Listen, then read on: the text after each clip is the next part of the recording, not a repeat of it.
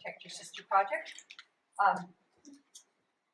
My background is I've been a clinical social worker for the past 30 years and a hospitalist and internal medicine PA for the last 9.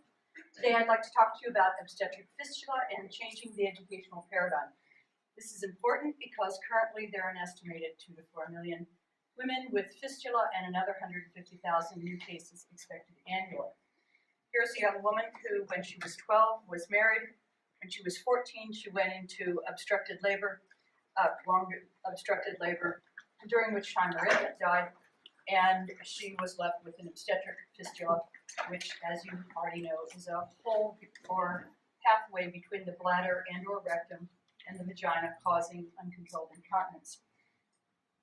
She spent the next 7 years curled in a ball, vainly trying to control that incontinence through starvation. As if that weren't bad enough, she was told that her condition was a punishment from God.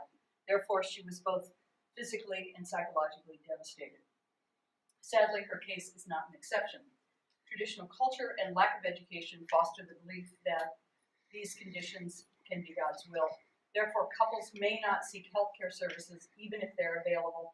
Instead, they may go to religious leaders or traditional birth attendants who may employ dangerous, even fatal methods to get a woman to deliver.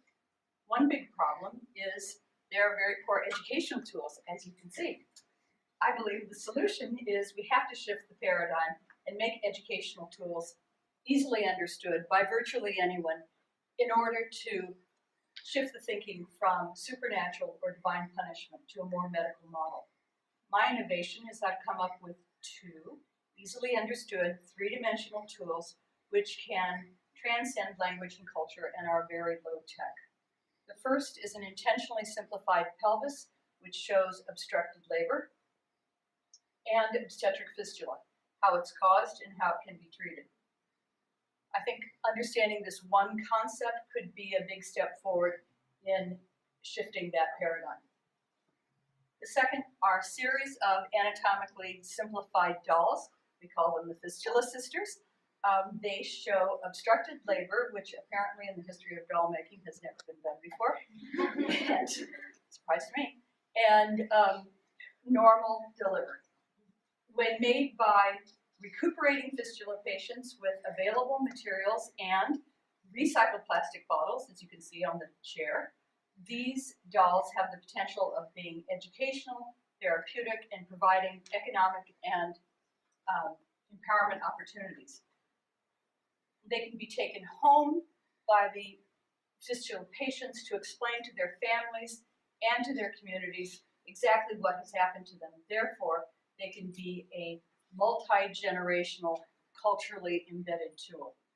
They can also be used by the midwives and the health extension workers as a supplemental aid.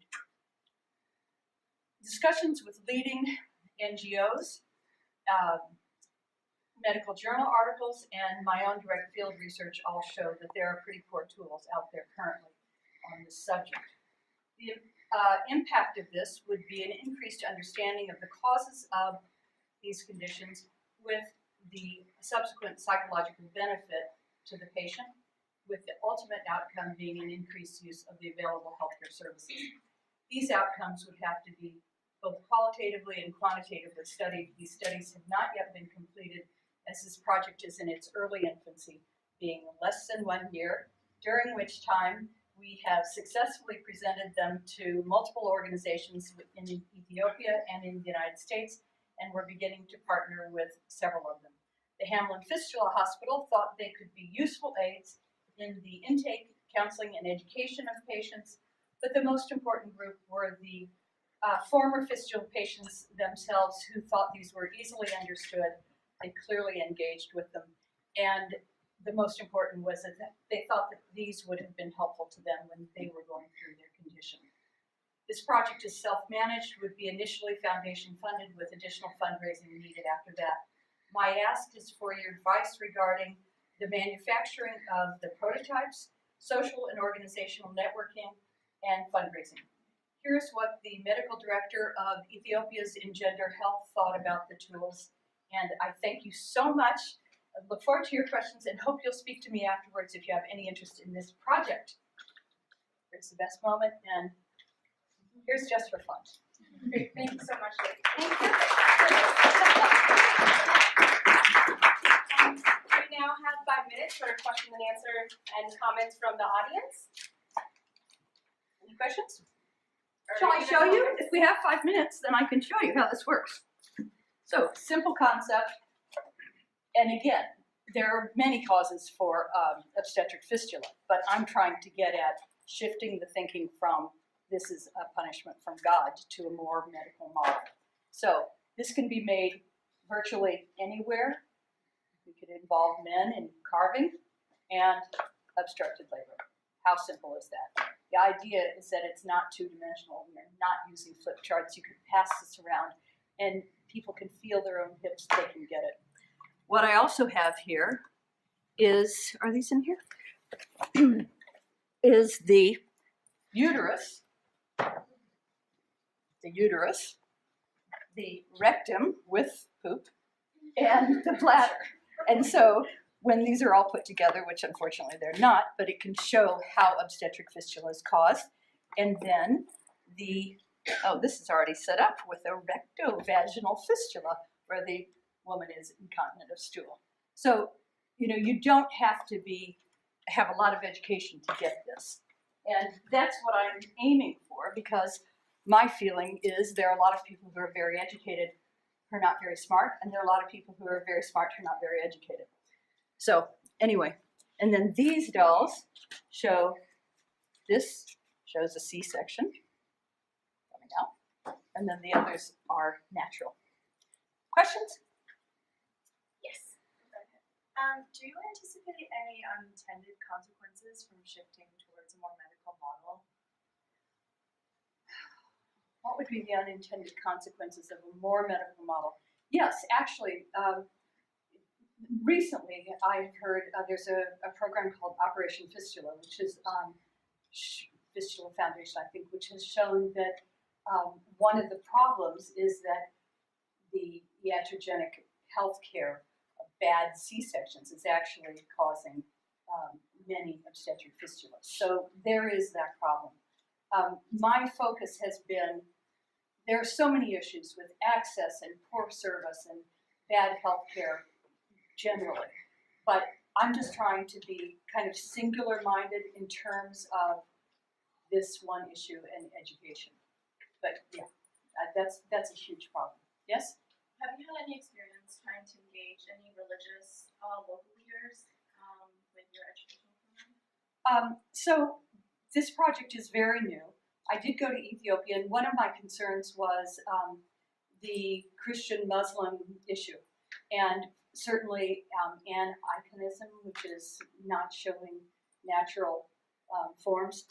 Fortunately, I was very lucky in that I found that there are 3 exceptions in the Quran which allow for showing natural forms, and they all have to do with dolls. And so I've been very lucky. I kind of dodged the bullet on that one. So that is an accepted, dolls are an accepted exception to the issue. I mean, have you been able to get any local support from the religious Not yet. leaders to try to Not roll yet. this out? No, it's a wonderful idea, but just there hasn't been time yet. Just to give you a sense of this, I came up with this idea in October, and I was in Ethiopia in November, and it's just been a whirlwind since. So, yes? Kind of to roll off of that, I think educational tools are like this visual ones are a wonderful aspect, and the more that we can get people to know about their bodies, the better they can take care of them. But kind of going off of that question, what is your proactive plan about being able to not just confront kind of social values or social concepts, but kind of marry them into how you plan to introduce this new medicalized language? So I'm going to be partnering with several of these organizations, and one of them is Healing Hands of Joy, which is, if you've heard of A Walk to Beautiful, the woman who produced that is the founder. And these women will be fistula ambassadors. They're going through post-surgical rehab program. This is in Mekelle, Ethiopia. And they are getting healthcare training, psychological training, counseling, and they will go out. The idea is that they get a little kit, and these dolls will be in their kit as one of many tools. But so they'll go out into their villages and talk with women who are pregnant or try and find these hidden fistula patients. So hopefully, the idea is that this will be culturally sensitive for the women, because basically it's a doll that can then be made to fit the culture. Does that answer your question? Yes. Perfect, thank you. We're actually out of time now for the 5 minutes of Q&A, but I would like to invite our expert panelists, Paula Menta and Peter Drovak, to sit with Joni Chenoweth for some Up here. background. Let me move the baby, Move the pelvis. the obstructed labor here. I'll take the baby. Yeah. I've got 4-month-olds 10,000 miles away, so Oh, we're just, there you yeah. go. That happens. Yeah.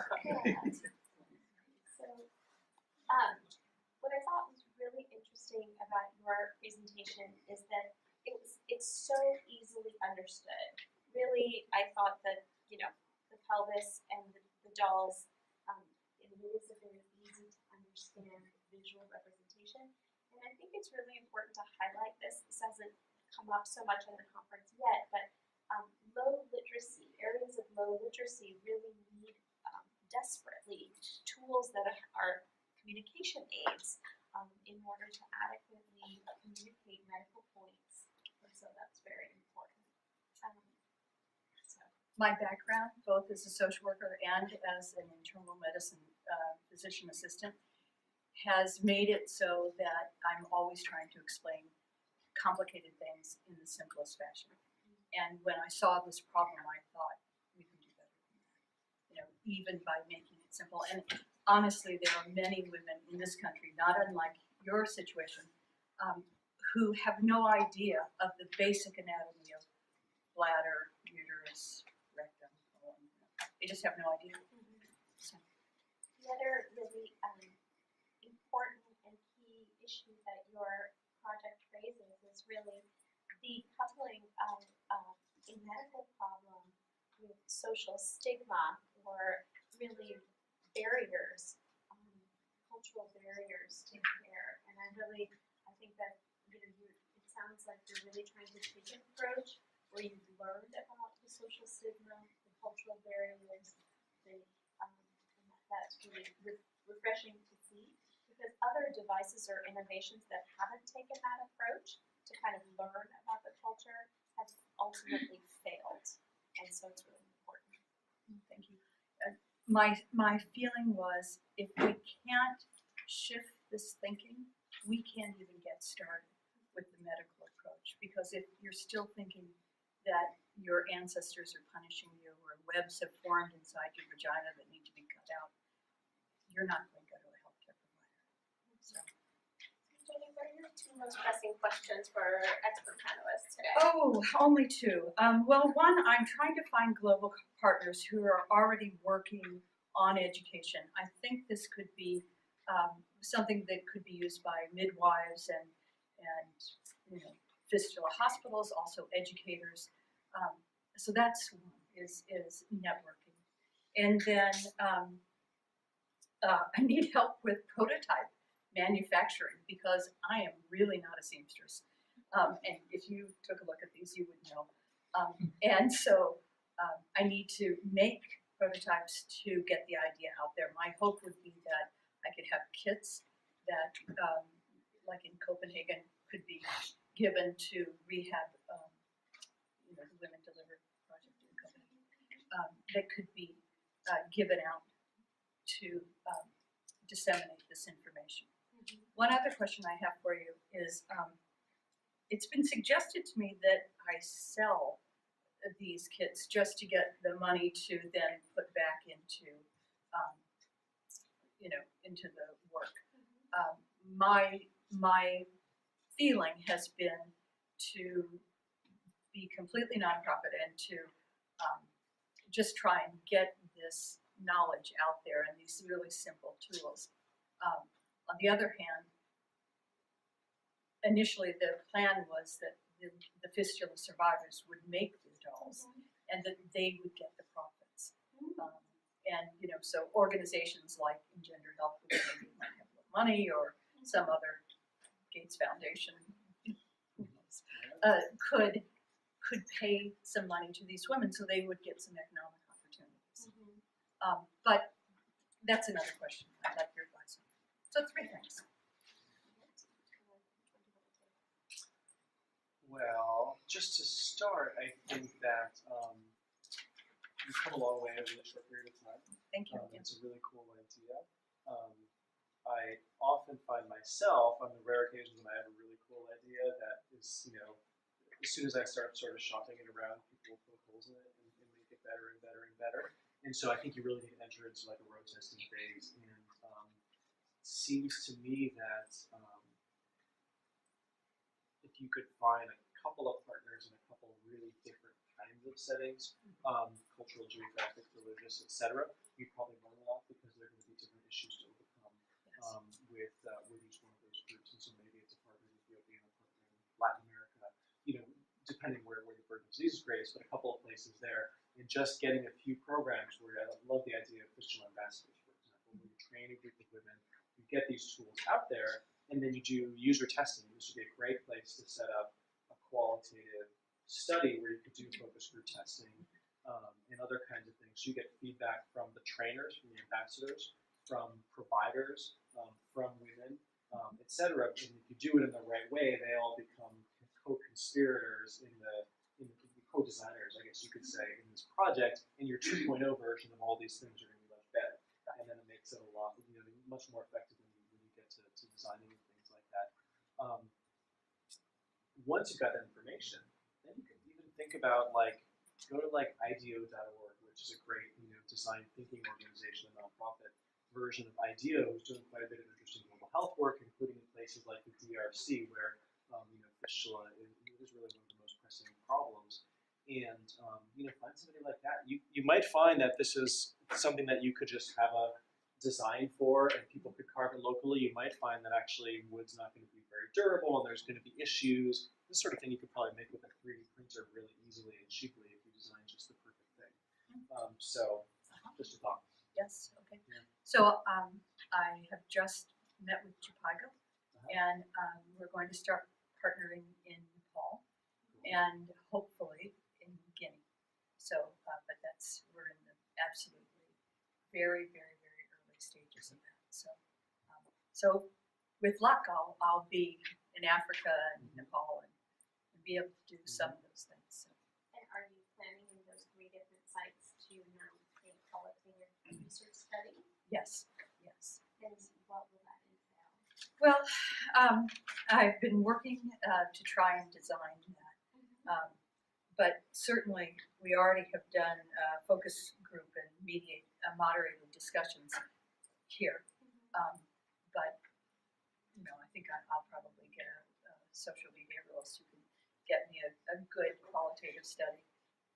One thing I would make sure is part of that battery is whether a woman would be safe enough to be this kind of cultural ambassador. I would worry that in certain contexts, that, you know, knowing a little bit about fistula and the stigma, that if the woman is then trying to overcome her illness and then go out and be a champion, she might be met with quite a bit of resistance and negativity.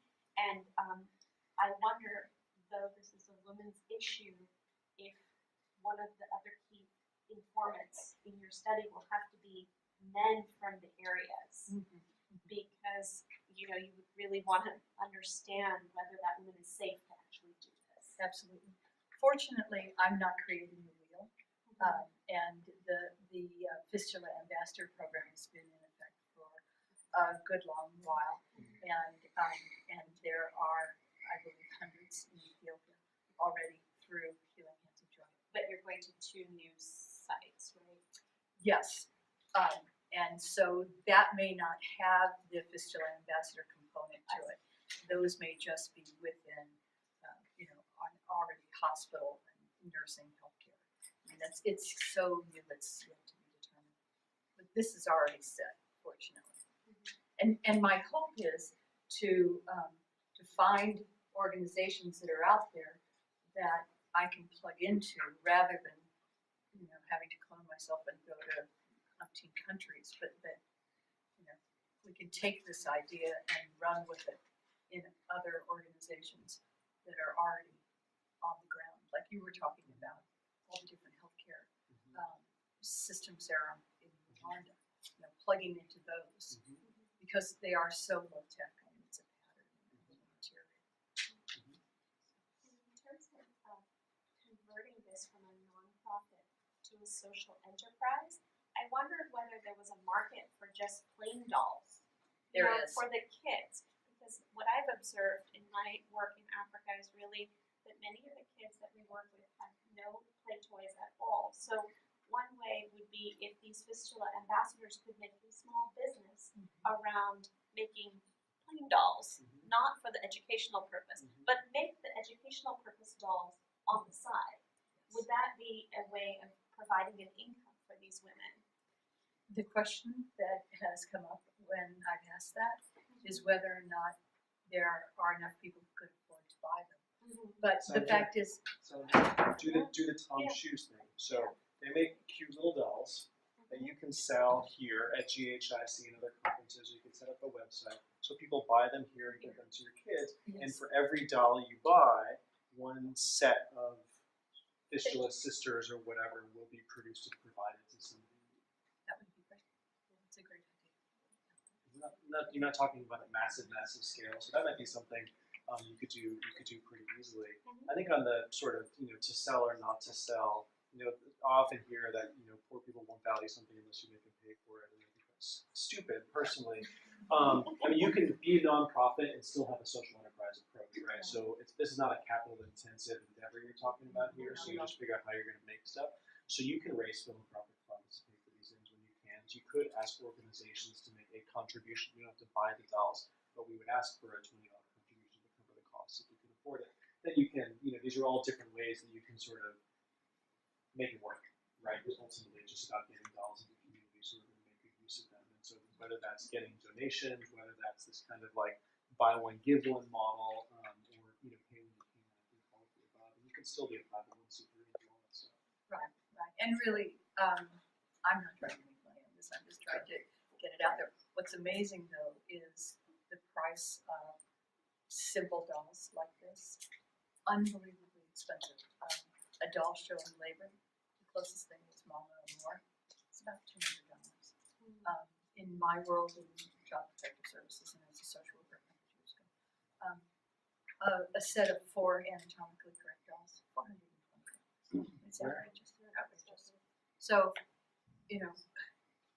one thing that Alison Scheiger, the founder of Healing Hands of Joy, was saying is even if the women don't use these for being Fistula ambassadors, they might just like to cuddle up with them. And I think that's probably true. So, not that one. That one was bought at Target for $10. So, is there a market for the dolls for other purposes here in the U.S.? Huge. One of the things that I've seen, and maybe you will have seen this as well, is there aren't very many dolls of color. And I was in D.C. Last summer, and I saw this young little African-American girl carrying a blonde doll under her arm. And I thought, that's really pathetic because I don't think there are good dolls of any. I meant for medical educational purposes here in the U.S. Oh, I don't know. That's a good question. I think that the pelvis could be used in the U.S. and really everywhere, just to have it in clinics to give people an idea of what's going on and basic anatomy. I've spoken to enough women and had enough patients myself who had no idea, just the basics. So I think harking back to your idea of the IDEA course, there's Now, I actually don't know what that is. I'm sorry. IDEA is a company in Silicon Valley where I'm based, and they have a not-for-profit arm, and through that they have one course that I would recommend for you. It's a joint course on human-centered design that they couple with the Acumen Fund in order to put this course on. And one of the basic principles principles is rapid prototyping, and really sort of trying to figure out the breadth of your market and really where this knowledge might be applied. That might be really good for you right now, Okay. because you're still in the trying to figure it out. Things. That's Yeah, great. It's a great course. Acumen+.org, but if you Google any one of those things, IDEO, human-centered design, it'll come right to the top. It's a really nice course. And good people, as I mentioned. Do you have to go there? No, it's No, a it's free online. online course. Oh, it's online. In fact, you're encouraged to register as teams, and so you actually work through a project together. So you get a bunch of your thought partners together, take this course and work on it. Yeah. That sounds great. I've actually been a student in the course, and it was fantastic.